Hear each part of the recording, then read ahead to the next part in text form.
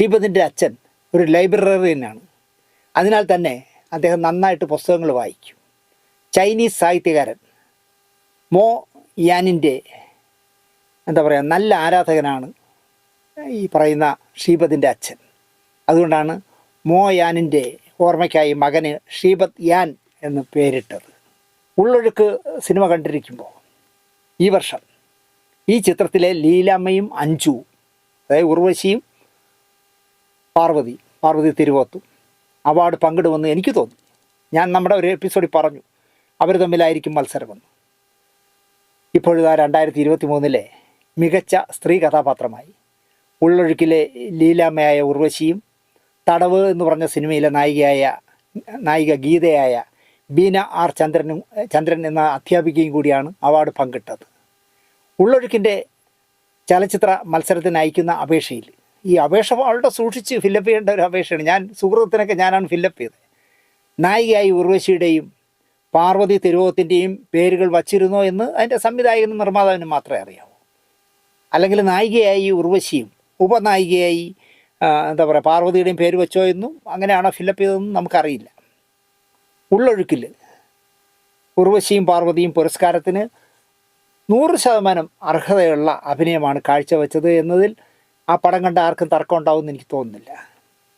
ബീന ടീച്ചറുടെ തടവിലെ പ്രകടനം കാണാനായിട്ടില്ല എന്നതിനാൽ ഞാൻ തർക്കത്തിനുമില്ല. ഞാൻ അവരുടെ പ്രകടനം കണ്ടിട്ടില്ല. പക്ഷേ പാർവതി തിരുവോത്തിനെ തഴഞ്ഞതിൽ എനിക്ക് മാനസികമായി വലിയ ദുഃഖമുണ്ട്. ശരിക്കും ഞാൻ പറയും ഉർവശിക്കും പാർവതിക്കുമായിട്ട് അത് പങ്കിടണമായിരുന്നു അവാർഡ്. ഇല്ല എങ്കിൽ ഉർവശിക്കും പാർവതിക്കും കൊടുക്കാതെ ഈ പറയുന്ന ബീന ടീച്ചർക്ക് കൊടുക്കണമായിരുന്നു.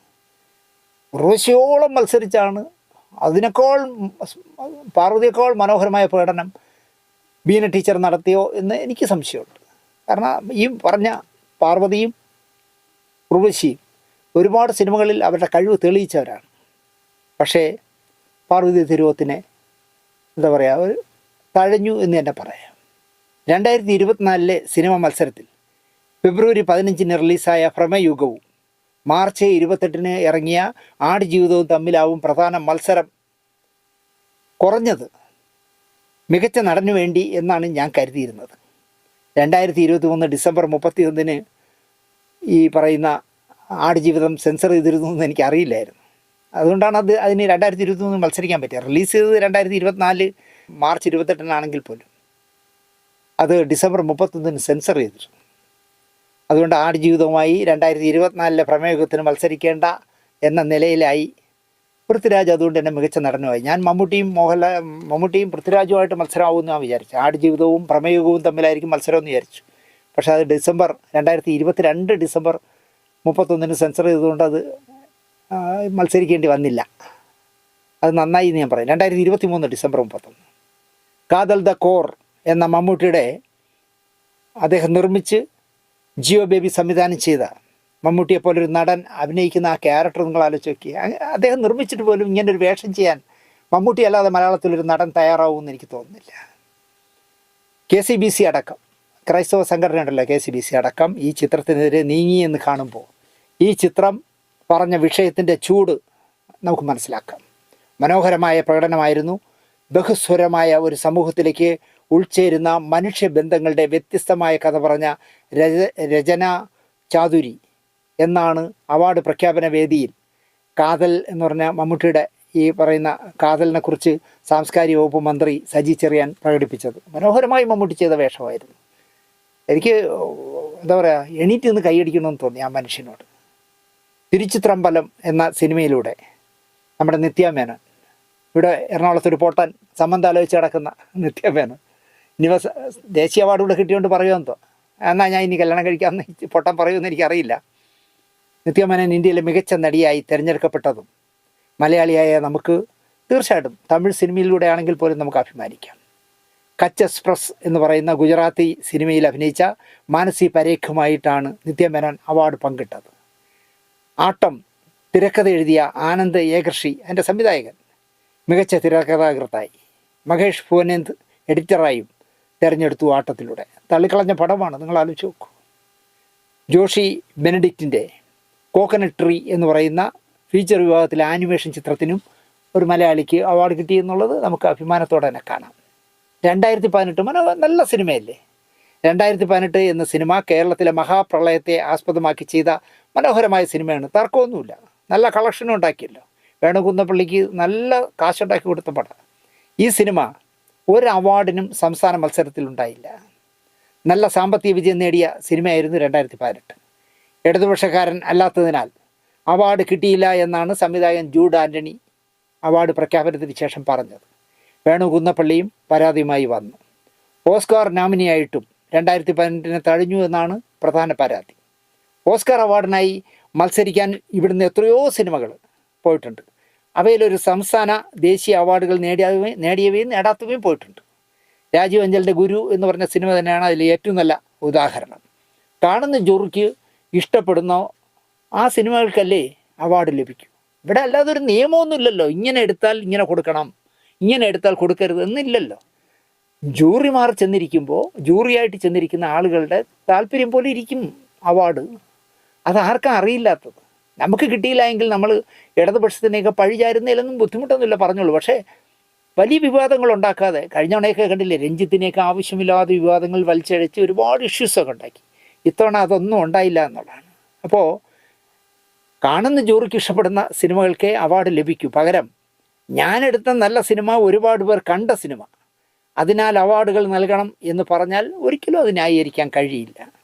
2018 കാണുന്നതിനപ്പുറം ആടുജീവിതമോ കാതലോ അല്ലെങ്കിൽ ആട്ടമോ വന്നു എന്ന് ജൂറിക്ക് തോന്നിയാൽ മത്സരിക്കാൻ പോയവർക്ക് മാർക്കിടാമെന്ന സ്ഥിതി ന്യായീകരിക്കാനാവില്ലല്ലോ. അവർക്ക് ചിലപ്പോൾ 2018 ഇഷ്ടപ്പെട്ട് കാണില്ല. അതാണ് പ്രശ്നം. അവാർഡ് നൽകി തുടങ്ങിയിട്ട് ഇപ്പോൾ 54 വർഷമായി. പതിവ് പോലെ വിവാദമില്ലെങ്കിൽ എന്ത് അവാർഡ് എന്ന് വേണമെങ്കിൽ നിങ്ങൾക്ക് ചോദിക്കാം. മികച്ച നടിയായി ഉർവശിക്കൊപ്പം തിരഞ്ഞെടുത്ത ബീന ആർ ചന്ദ്രൻ അവാർഡ് നിർണയ പ്രഖ്യാപനം മന്ത്രി നടത്തുമ്പോൾ പുരുതൂർ എന്ന് പറഞ്ഞ സ്ഥലത്തെ CEUP സ്കൂളിൽ അവർ ക്ലാസ് എടുത്തുകൊണ്ട് നിൽക്കുകയായിരുന്നു. അരച്ചു നോക്കൂ, ഒരു സംസ്ഥാന അവാർഡ് നിർണയ പ്രഖ്യാപനം ഇന്ന് 11 മണിക്ക് നടക്കുമെന്നൊന്നും അവർ ചിന്തിച്ചില്ല. കാരണം അവരൊരു അവാർഡൊന്നും പ്രതീക്ഷിച്ചില്ല. അതാണ് പ്രശ്നം. അവരിങ്ങനെ ക്ലാസ് എടുത്തുകൊണ്ടിരിക്കുമ്പോൾ സഹപ്രവർത്തകരിൽ ആരോ ചെന്ന് പറഞ്ഞപ്പോഴാണ് ബീന ടീച്ചർ അറിയുന്നത് സംസ്ഥാനത്തെ മികച്ച നടിയായി, അതും അഭിനയ പ്രതിഭയായ ഉർവശിയോടൊപ്പം താങ്കളും അവാർഡ് പങ്കിട്ടു എന്ന് പറയുമ്പോൾ അവരുടെ മനസ്സിലുണ്ടായ ഒരു സന്തോഷം ആലോചിച്ച് നോക്കി. 30 വർഷമായി അമച്ചർ നാടകരംഗത്ത് അഭിനേത്രിയാണ് ബീന ആർ ചന്ദ്രൻ. മികച്ച നവാഗത സംവിധായകനായി ഇത്തവണ ജൂറി തിരഞ്ഞെടുത്തത് ഫാസിൽ റസാഖ്. അദ്ദേഹമാണ് ഈ തടവെന്ന സിനിമ ചെയ്തത്. മികച്ച നവാഗത സംവിധായകനും ഫാസിൽ റസാഖാണ്. അപ്പോൾ തടവ് എന്ന് പറഞ്ഞ സിനിമയിലെ മികച്ച പ്രകടനത്തിനാണ് ബീന ടീച്ചറെ മികച്ച നടിയായി ഉർവശിയോടൊപ്പം അവാർഡ് പങ്കിട്ടത്. ഉർവശിയോടൊപ്പം അവാർഡ് പങ്കിടുമ്പോൾ ബീന ആർ ചന്ദ്രൻ എന്ന അഭിനേത്രിയുടെ പകിട്ട് കൂടി എന്ന് ഞാൻ പറയും. വേണ്ടപ്പെട്ടവർക്ക് അവാർഡ് പങ്കുവയ്ക്കും എന്ന നുണയല്ലാതെ, അല്ലെങ്കിൽ അങ്ങനെയുള്ള പഴിയില്ലാതെ ബീന ടീച്ചറെങ്കിലും വ്യത്യസ്തമായി നിൽക്കുന്നുവെന്ന് നമ്മുടെ ഈ പ്രോഗ്രാം കാണുന്നവരെങ്കിലും ചിന്തിക്കണം. കാരണം അതിപ്പോൾ ഈ ഇടതുപക്ഷം ഭരിക്കുമ്പോൾ അവർക്ക് ഇഷ്ടമുള്ളവർക്ക്, വലതുപക്ഷം ഭരിക്കുമ്പോൾ അവർക്ക് ഇഷ്ടമുള്ളവർക്ക്, ഡൽഹിയിൽ BJPക്ക് താല്പര്യമുള്ളവർക്ക് അവിടെ കൊടുക്കും എന്ന് പറയുന്ന ഒരു സ്ഥിതി ബീന ടീച്ചറുടെ അവാർഡിലെങ്കിലും ഉണ്ടായില്ല എന്നുള്ളതാണ്. കാരണം അവർ ക്ലാസ് എടുത്തുകൊണ്ടിരിക്കുമ്പോൾ അവരാരെയും ഒരു ശുപാർശയ്ക്കൊന്നും പോയില്ല എന്നുള്ളതാണ്. ഇത്തവണത്തെ അവാർഡ് നിർണയത്തിൽ രസകരമായ ചില കാഴ്ചകൾ കാണാനായി. മികച്ച ഗായകനായി തിരഞ്ഞെടുത്തത് നമ്മുടെ സംഗീത സംവിധായകനായ വിദ്യാരം മാഷിനെയാണ്. മാഷ് സംഗീതം നൽകിയ നിരവധി നല്ല പാട്ടുകൾ നല്ല സിനിമകളിൽ വന്നിട്ടും ഇന്നേ വരെ വിദ്യാരം മാഷിന് ഒരു പുരസ്കാരവും ഔദ്യോഗിക ലെവലിൽ കിട്ടിയിട്ടില്ല. എന്നാൽ 2023 മാഷ് പാടിയ ഒരു പാട്ട് വിദ്യാധരൻ മാഷിനെ സംസ്ഥാനത്തെ മികച്ച ഗായകനാക്കി. ജനനം 1947, പ്രണയം തുടരുന്നു എന്ന് പറഞ്ഞ സിനിമയിലാണ് മാഷ് പാടിയത്. ഈ സിനിമയിലെ പതിരാണെന്നോർത്തൊരു കനവിൽ എന്ന് പറയുന്ന പാട്ടാണ് മാഷ് പാടിയത്. അതിൻ്റെ ആലാപനത്തിനാണ് മാഷിന് മികച്ച ഗായകൻ്റെ അവാർഡ് കിട്ടിയത്. ഒരു 5000-ലധികം പാട്ടുകൾ വിദ്യാധരൻ മാഷ് ആൽബത്തിനായും സിനിമകൾക്കായും നാടകങ്ങൾക്കായും കാസറ്റുകൾക്കായും ഒക്കെ സംഗീതം നൽകിയിട്ടുണ്ട്. 79 വയസ്സായി. 79ാം വയസ്സിലാണ് ഗായകൻ എന്ന നിലയിൽ ആദരിക്കുമ്പോൾ അദ്ദേഹം ഓർക്കുമായിരിക്കും ഓടയിൽ നിന്ന് എന്ന് പറഞ്ഞ സിനിമയിലെ മെഹബൂബിനൊപ്പം പാടിയ ഓ റിഷാവാല എന്നുള്ള പാട്ടാണ്. എനിക്ക് പാടിത്തരാൻ അറിയില്ല. ഓ റിഷാവാല എന്ന് പറഞ്ഞൊരു നല്ല പാട്ടുണ്ട്. കൊല്ലം വണ്ടിക്ക് കുഞ്ഞാണ്ടിക്ക് ഒരു കോള് കിട്ടി എന്നൊക്കെ ഉള്ളൊരു പാട്ട്. ആ പാട്ടിൽ മെഹബൂബിൻ്റെ കൂടെ ചേർന്ന് പാടിയാണ് വിദ്യാധരൻ മാഷ് സിനിമയിൽ തുടക്കമിട്ടത്. 20 വയസ്സുള്ളപ്പോൾ ആറാട്ടുപുഴയിൽ നിന്ന് കോടമ്പക്കത്തേക്ക് ഒളിച്ചോടിയ ആളായിരുന്നു മാഷ്. നേരെ ചെന്ന് പെട്ടത് പുലിയുടെ മടയിലായിരുന്നു എന്ന് പറയും പോലെ ദേവരാജ മാഷിൻ്റെ മുന്നിലാണ് ചെന്ന് പെട്ടത്. അതുകൊണ്ട് തന്നെ തുടക്കം നന്നായി. ഷീമൂല നഗരം വിജയൻ എൻ്റെ ഗ്രാമം എന്ന സിനിമയ്ക്ക് എഴുതിയ കൽപ്പാന്ത കാലത്തോളം കാതരെ നീയൻ മുന്നിൽ കൽഹാരഹാരവുമായി വന്നു എന്നുള്ള പാട്ട് സംഗീതം നൽകിയത് വിദ്യാധരൻ മാഷാണെന്ന് സംഗീത ആസ്വാദകർക്ക് അറിയാം എന്നാണ് എൻ്റെ വിശ്വാസം. അതുപോലെ തന്നെ നമ്മുടെ സംവിധായകൻ, സംവിധായകനും ഒക്കെ ആയ അമ്പിളി സംവിധാനം ചെയ്ത വീണ പൂവ് എന്ന് പറഞ്ഞ സിനിമയിലെ നഷ്ടസ്വർഗങ്ങളെ നിങ്ങൾ എനിക്കൊരു സ്വപ്ന സിംഹാസനം നൽകി എന്നുള്ള ഗാനം മാഷാണ് സംഗീതം കൊടുത്തത്. അതുപോലെ അച്ചുവേട്ടൻ്റെ വീട്ടിലെ ചന്ദനം മണക്കുന്ന പൂന്തോട്ടം എന്ന് പറഞ്ഞ മനോഹരമായ ഒരു പാട്ട്. ഇതൊക്കെ പറയുമ്പോഴും എനിക്ക് അതിനേക്കാളും ഇഷ്ടം പാദമുദ്രയിലെ അമ്പലമില്ലാതെ ആൽത്തറയിൽ വാഴും ഓങ്കാരമൂർത്തി ഓച്ചിറയിൽ എന്നുള്ള ഒരു ഭജനപ്പാട്ട് മോഹൻലാൽ മനോഹരമായി പാടി അഭിനയിച്ച, യേശുദാസ് പാടിയ, ഹരി കൊടപ്പനക്കുന്ന് എഴുതിയ ആർ സുകുമാരൻ്റെ പടത്തിലെ പാട്ട്. ഇതൊക്കെ സംഗീതം കൊടുത്തത് വിദ്യാധരൻ മാഷായിരുന്നു. 100-ലധികം പാട്ടുകൾ പാടിയിട്ടുണ്ട് വിദ്യാധരൻ മാഷ്. അതിൽ ടി വി ചന്ദ്രൻ്റെ കഥാവിശേഷൻ എന്ന് പറഞ്ഞ സിനിമയിലെ ഇന്ദ്രൻസ് ഹാർമോണിയം വെച്ച് പാടുന്നൊരു പാട്ടുണ്ട്. കണ്ണ് നട്ട് കാത്തിരുന്നിട്ടും എൻ്റെ കരലിൻ്റെ കരിമ്പ് തോട്ടം കട്ടെടുത്തത് ആരാണ് എന്ന് ചോദിക്കുന്ന ആ പാട്ട് പാടി അത് സൂപ്പർ ഹിറ്റായി. ജയചന്ദ്രൻ്റെ സംഗീതമായിരുന്നു. അതും വിദ്യാധരൻ മാഷ് പാടിയ പാട്ടായിരുന്നു. പറയാൻ വന്ന രസം അതല്ല, മാഷ് 3 വർഷം മുമ്പാണ് ഈ പറയുന്ന ഇപ്പോൾ ഈ അവാർഡ് കിട്ടിയ പാട്ട് പാടി മാഷ് അതങ്ങ് മറന്നു. കുറച്ച് ദിവസം കഴിഞ്ഞപ്പോൾ അത് ഷൂട്ട് ചെയ്തോ മുടങ്ങിയോ റിലീസ് ചെയ്തോ ഒന്നും മാഷിനറിയില്ല. മാഷിന് എവിടെ നിൽക്കുമ്പോൾ ആരൊക്കെ തുരുതുരാ വിളിക്കുന്നു മാഷിനെ. വിളിച്ചിട്ട് പറഞ്ഞു, മാഷിനാണ് ഈ വർഷത്തെ പിന്നണി ഗായകൻ്റെ അവാർഡ് എന്ന് പറഞ്ഞു. മാഷ് ആകെ വെപ്രാളത്തിലായി. പിന്നണി ഗായകൻ്റെ അവാർഡ്? ഏത് പാട്ട്, ഏത് സിനിമ, ആര്, സംഗീതം എന്നൊക്കെ ആയി മാഷ്. ഒന്നും മാഷിന് അറിയില്ല എന്നുള്ളതാണ്. കാരണം മാഷ് പാടി അവിടെ അവസാനിപ്പിച്ചു. അല്ലാതെ ഇതിനെ അവാർഡിനെ അയച്ചിട്ട് നമുക്കെന്തെങ്കിലും ഒപ്പിക്കാമെന്ന് നോക്കുന്ന ആളല്ലല്ലോ മാഷ്. എന്തായാലും പകച്ചു നിൽക്കുന്ന വിദ്യാധരൻ മാഷിന് ഈ പണ്ടുള്ളവർ പറയുന്ന ഒരു പഴമൊഴിയുണ്ടല്ലോ, 6-ലില്ലാത്തതാണോ 60-ലെന്ന്. അതുപോലെ അങ്ങനെ പകച്ചു നിൽക്കുമ്പോൾ സുഹൃത്തുക്കൾ ആരോ പാട്ടിൻ്റെ വരികൾ പാടിക്കൊടുത്തു. അപ്പോഴാണ് മാഷിന് മനസ്സിലായി, ഞാൻ പാടിയതാന്ന് ശുദ്ധനായ വിദ്യാധരൻ മാഷ് എന്ന് പറയുന്നത് കേട്ടു. മദ്രാസിലേക്ക് പോകാൻ നെടുമ്പാശ്ശേരി വിമാനത്താവളത്തിൽ എത്തിയപ്പോഴാണ് മികച്ച നടിക്കുള്ള അവാർഡ് 6ാമത്തെ തവണയും തന്നെ തേടി വന്നു എന്നുള്ള വിവരം ഉർവശി അറിയുന്നത്. 6 തവണയായി. അപ്പോൾ മമ്മൂട്ടിയുടെയും മോഹൻലാലിൻ്റെയും ഒപ്പം എത്തി. ഇവർ 3 പേരും ഇപ്പോൾ 6 തവണ അവാർഡ് വാങ്ങിച്ചവരായി.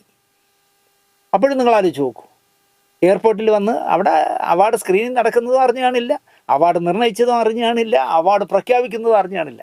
എയർപോർട്ടിൽ വന്നപ്പോഴാണ് പത്രക്കാർ ചാടി വിടുന്നത്, നിങ്ങളാണ് മികച്ച നടി എന്ന് പറഞ്ഞിട്ട്.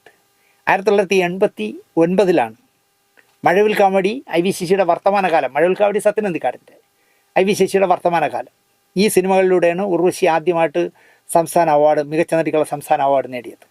പിറ്റേ വർഷം 1990 തലയണ മന്ത്രം എന്ന് പറഞ്ഞ ശ്രീനിവാസൻ്റെ മനോഹരമായ സിനിമ സത്യനന്ദിക്കാട് സംവിധാനം ചെയ്ത തലയണ മന്ത്രത്തിലൂടെ വീണ്ടും മികച്ച നടിയായി. 1991 തുടർച്ചയായി 3ാമത്തെ വർഷം ഭരതം, മുഖചിത്രം, കാക്കത്തൊള്ളായിരം എന്നീ സിനിമകൾക്ക് അവാർഡ് വാങ്ങി. 1995 കഴകം എന്ന് പറഞ്ഞ സുകുമാരനായരുടെ സിനിമയിലൂടെ അവാർഡ് വാങ്ങി. 2006 മധുചന്ദ്രലേഖ എന്ന് പറഞ്ഞ സിനിമയിലൂടെ വീണ്ടും അവാർഡ്. അങ്ങനെ 5 തവണ നേടിയതാണ്. ഇപ്പോൾ 6ാമത്തെ തവണ നേടി. മോഹൻലാൽ, മമ്മൂട്ടി എന്നിവരോടൊപ്പം ഉർവശിയും 6 തവണ സംസ്ഥാന അവാർഡ് നേടിയ ജേതാവായി മാറി.